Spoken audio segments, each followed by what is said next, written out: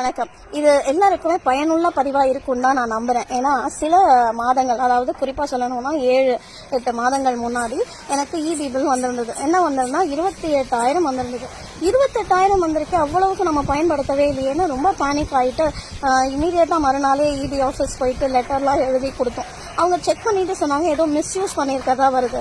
நாங்கள் வீட்டில் என்னங்க மிஸ்யூஸ் பண்ண போகிறோம், எதுக்கு இவ்வளோ பில்லு வருது அப்படின்னு நாங்கள் திரும்பவும் கேட்டோம். திரும்ப பார்த்தீங்கன்னா ஒவ்வொரு மாதமும் போய் அதை கேட்டுகிட்டே இருந்தோம். அவங்க கம்ப்ளைண்ட் கியூவில் இருக்குன்னு சொல்லிட்டே இருந்தாங்க. 7 மாசத்துல எனக்கு பெரிய மன உளைச்சல் ஆயிடுச்சு. என்னன்னா இது சரியாக மாட்டேங்குது, அடுத்தடுத்த வர பில்லையும் நம்ம கட்ட முடியல, அந்த ப்ராப்ளம் சரியாகாததுனால. அதை பார்த்தீங்கன்னா 7வது மாசத்துலாம் 31,000க்கு வந்துருச்சு. 36,000 எப்படா கட்டுறது? எப்போ அதிகபட்சம் 3,000 4,000 மட்டும் போயிருக்கு, அதுக்கு மேலே போனதில்லை.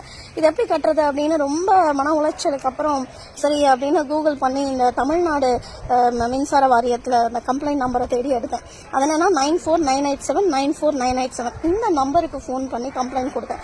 அவங்க ஒரு நம்பர் கொடுத்தாங்க, கம்ப்ளைண்ட் நம்பர்.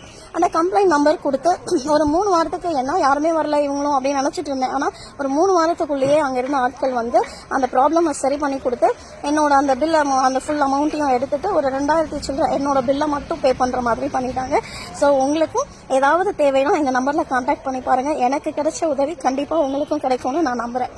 தேங்க்யூ.